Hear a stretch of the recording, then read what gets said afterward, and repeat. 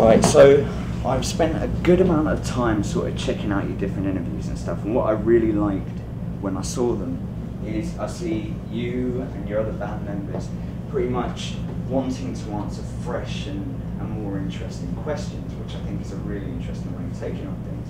Now, with regards to tomorrow, I know you've got your album coming out, re-released on iTunes. How do you feel about, you know, having an album come out just with a few more songs? Do you feel that's a brand new package, or what are your thoughts on the album that is released tomorrow? I don't know where I've always felt like those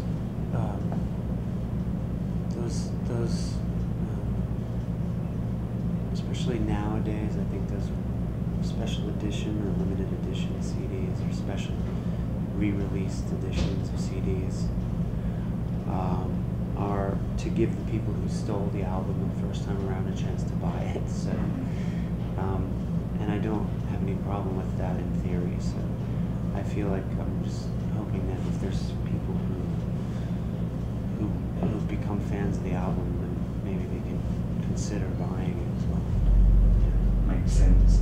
Sort of going on from that, as an artist, do you find, because basically CDs are no longer what they were, do you find that iTunes and Amazon and these different MP3 companies are able to give artists a good enough amount of revenue from your sales? Like, do you make enough money from them, or is it small because of the label involvement and the other overheads? I think that you don't make nearly as much money off of like stuff that comes through iTunes as you do off of a sold CD. So that's a little bit. That's part of the way, though, that that's part of the problem that we're facing as musicians and people who also buy music, because the places that you can pay for music and get a good download rate, get a good quality of the download. What's this?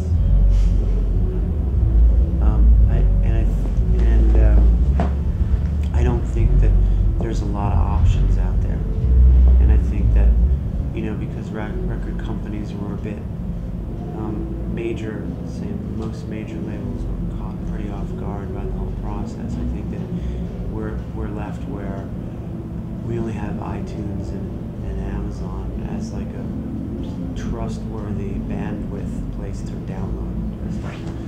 I mean, anybody who's ever tried to look for something on Blogspot to download or something knows what I mean, is that, you know, oftentimes the link won't be there, or you'll try to download it but you can't, or it's, you know, half downloads, or, you know, those kinds of things. You know, so I think that hopefully in the future there'll be a lot of different ways to pay for the downloaded music. Have you heard of the digital rights bill? I've heard of it. I wouldn't be able to quote it for you. Essentially what it is, it just passed in the UK about a week ago, and essentially what it is it's enforcing penalties on people who bootleg movies and music and other stuff. It's actually finally passed, so that's likely to change a lot of things. What are your feelings on the fact that, say, your average download of the downloads an album could face a hefty fine?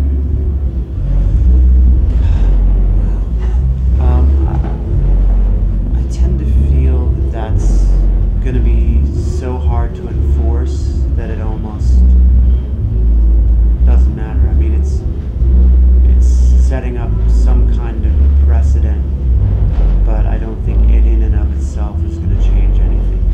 I also think that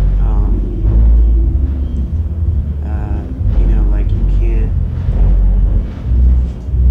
you know, they've talked about broad taxes on people, the same way that people pay a small tax for the BBC.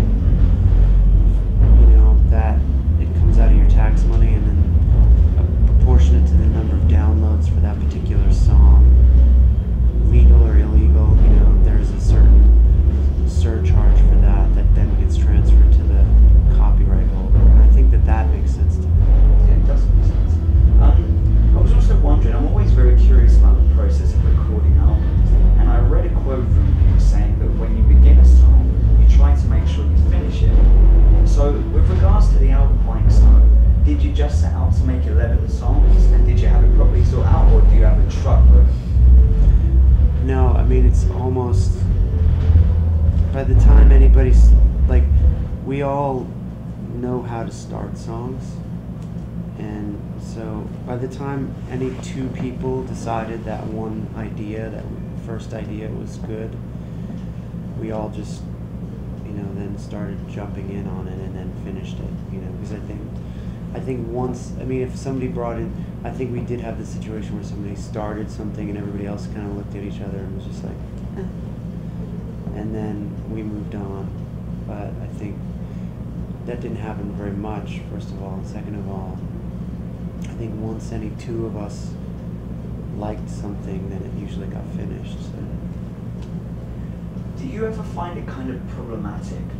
Because you travel around with a bunch of Swedish people and you're the American. Do you ever find sort of clashes because you're the minority in a group of people that are from another place and speak another language? Have you ever learned Swedish or gone into Well, I can understand a bit of it. And I would like to learn to speak it better than I do. But I mean, in short, yeah, there's certain things that are just different cultural things that are bound to come up when you're cohabitating this closely with people for, you know, years now. I mean, almost a year or so. But it's nothing that we can't, I mean, that, you know, we all can talk and work out. So it's, I mean, that's part of the thing that I think makes it sound interesting too, is that there's two cultures kind of operating in the same. Have you explored much of Sweden? I mean, I know you've been there, that's how you met and so on and so forth, but is it a country you could consider yourself familiar with?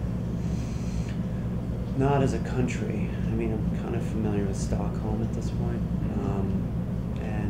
You know, my girlfriend's Swedish. We've been going out for a while, so I can imagine us spending some part of the year in Stockholm, but I don't know if I could really see myself relocating there. If you were to recommend something in Stockholm for your average, you know, North American follower that would have to go over there and see, what would that be? A particular bookstore or something that you really enjoy? Yeah. Well, most of the bookstores are in Swedish, so I don't really relate to them very much, but there's a couple music stores that are great. One is called Jam, and it's got a lot of really nice vintage equipment.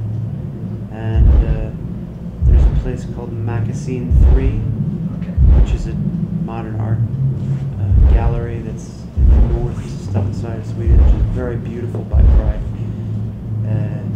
And I would also recommend the Stockholm City Bikes card, which is for like the equivalent of $20. You have a card which is good for the entire summer and into the fall. That will allow you to rent a bike by just pushing the card up to a sensor and then putting the bike back later. They may have something similar to that in Montreal as well. Except, of course, it doesn't last that long. It's like a couple of days or something like that. But yeah, I've got this joke question that I always ask people, which is, fight club, if you could fight any celebrity, who would you fight? Could fight? If you could fight any celebrity. Now, I've had answers from Star Jones, Elijah Muhammad, Gary Coleman. So if you could fight any celebrity, who's the most annoying one that comes to mind? The most annoying celebrity? Tyra Banks. Okay. I'd whip her ass. You would? Yeah. Okay, brilliant.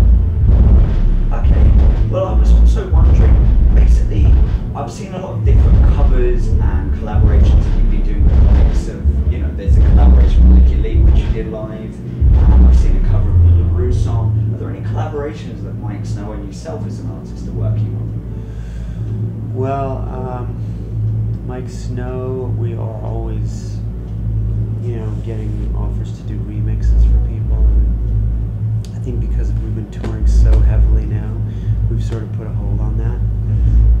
But I think we will be doing some remixes for friends and for other people coming up this year.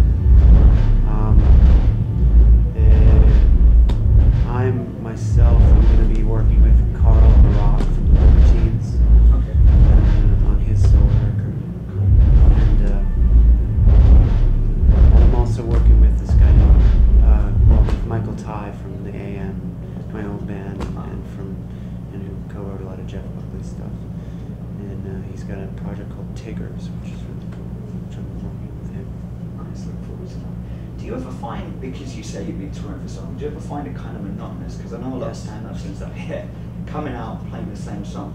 I read once that you try and keep it fresh. You try and keep everything sort of open and new. How do you manage to do that with, you know, you will play the majority of a similar set list, you may jump it up. How do you keep it interesting for yourself as a performer as opposed to the audience? Well, there's always things, you know, we have so many different devices that there are so many things that go wrong every night or don't go exactly the way you plan. So that definitely gives the shows different contours and memories. And I think just like your emotional space at the time you do a show, the venue, the crowd, the sound, how the venue sounds, the size of the venue. I mean, all of those things really change the overtones of the performance and give them different feelings. Sometimes even just, I forgot my shoes one time when I worked out, and I wore my workout shoes to the venue, and I didn't want to wear them on stage, so I went barefoot, and then I had a kind of interesting experience with that. So cool. Anything can change in there. Is there anyone that inspired your live performance? This band called Dragons of Synth, which is a great band from Brooklyn. I really like them a lot. I like their live performance.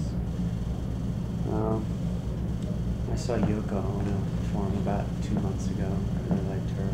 Cool. Yeah. Do you have any last words you'd like to add?